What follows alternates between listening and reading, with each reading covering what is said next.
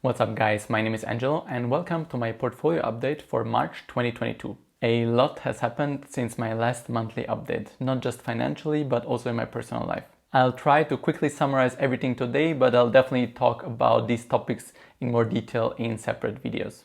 And as always, you'll find out exactly what I've done with each of my investments, peer-to-peer lending, ETFs and crypto. You also see how much income I got from each of my investment sources. Before I get right into it, don't forget to smash the like button if you want to see more videos like this, and if you'd like to support me and check out anything that I mentioned in the video, you can find all the links in the description below.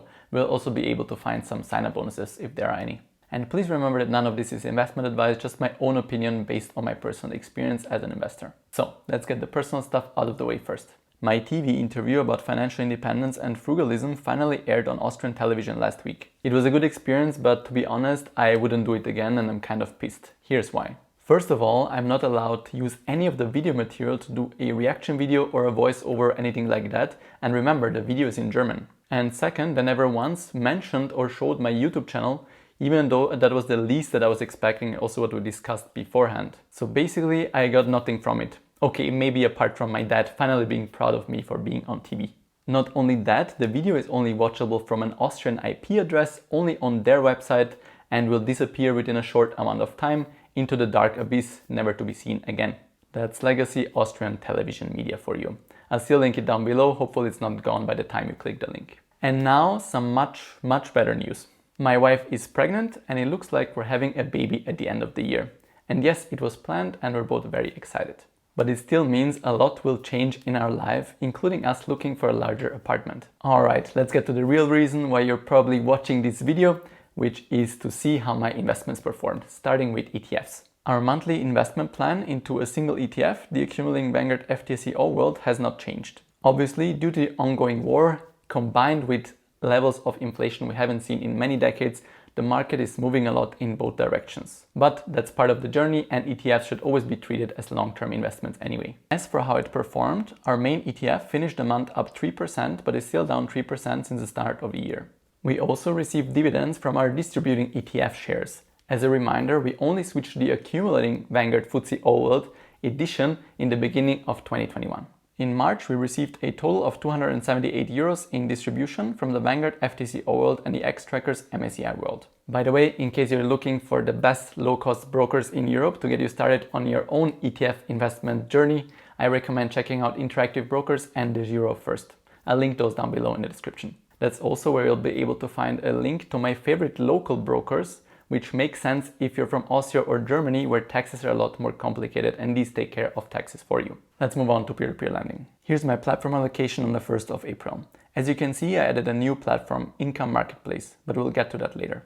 And here's how each platform did last month. Starting with Mintos, where I earned 23 euros in interest and moved 56 euros worth of free funds somewhere else. As I mentioned in my previous videos, I'm withdrawing free funds from Mintos for the time being until I see drastic improvements as far as recoveries are concerned. Next is Via Invest, where I received 31 euros in interest payments. The platform is currently running a 1% cashback campaign for all investments placed via its auto invest until the end of April. Several platforms are actually running bonus campaigns right now or increase their interest rates, which is likely because they've seen some outflows from investors due to the Ukraine war, which is understandable. The same is true for Lender Market. They're running a 2% bonus campaign for new and existing investors until the 2nd of May.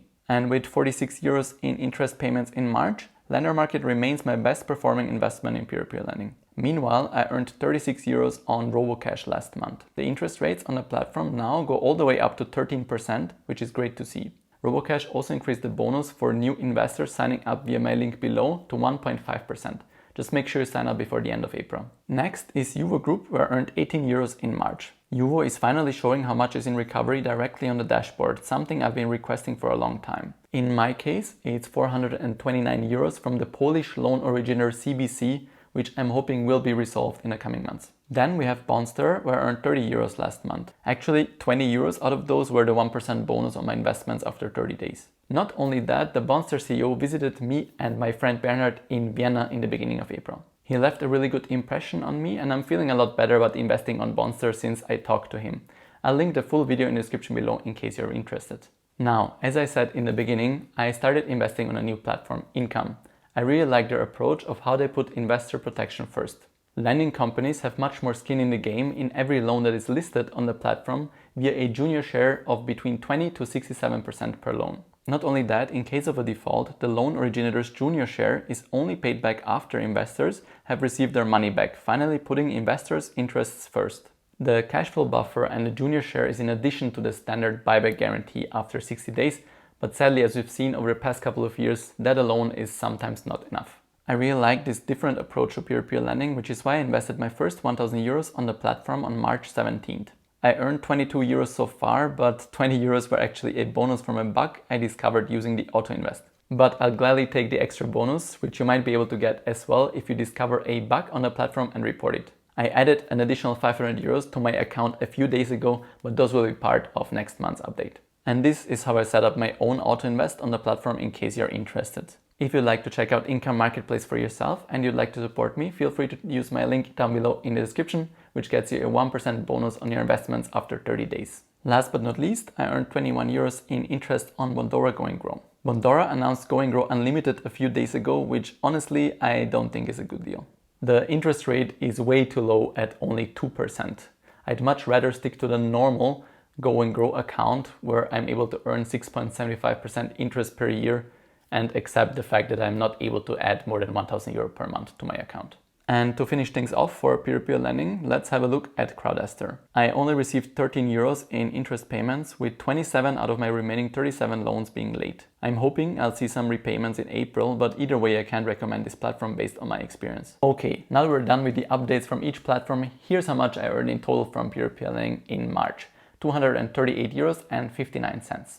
According to Portfolio Performance, the free tool I use to track my investments, that's a return of 0.72% for the month and an internal rate of return of 9.04% from peer-to-peer lending in 2022. We're almost done now. We just need to finish things off by discussing my highest risk investment category, crypto, which mostly consists of Bitcoin and Ethereum. Bitcoin was up 6% in March and as a result only down 2% year to date. Meanwhile, Ethereum finished the month up 14%, but was still down 9% since the start of 2022. The only other thing worth mentioning is that my wife and I have now been using a RubySteelCrypto.com debit card for every purchase we make since February, as the 2% cashback in CRO tokens on every single payment is just too good to pass on. And honestly quite addictive, so make sure you don't buy anything you weren't planning to buy initially just because of the cashback. I also added the card to my Curve account, which is how I'm able to use Google Pay as well using my phone. And thanks to the card, our Spotify subscription is now free as well, which is a really nice bonus. All in all, it's just something cool and unique I discovered for myself, which I wanted to mention after using it daily for about 2 months. Alright, that's all for today. Now I can get back to looking for a larger apartment and as a result worrying about higher living expenses as well as becoming a father. Before you take off, if you enjoyed the video, don't forget to smash the like button for the YouTube algorithm and to subscribe if you'd like to see more. Also, if you'd like to support me and check out anything that I mentioned in the video, you can find all the links down below in the description. Thank you guys so much for watching, have a wonderful weekend and until next time.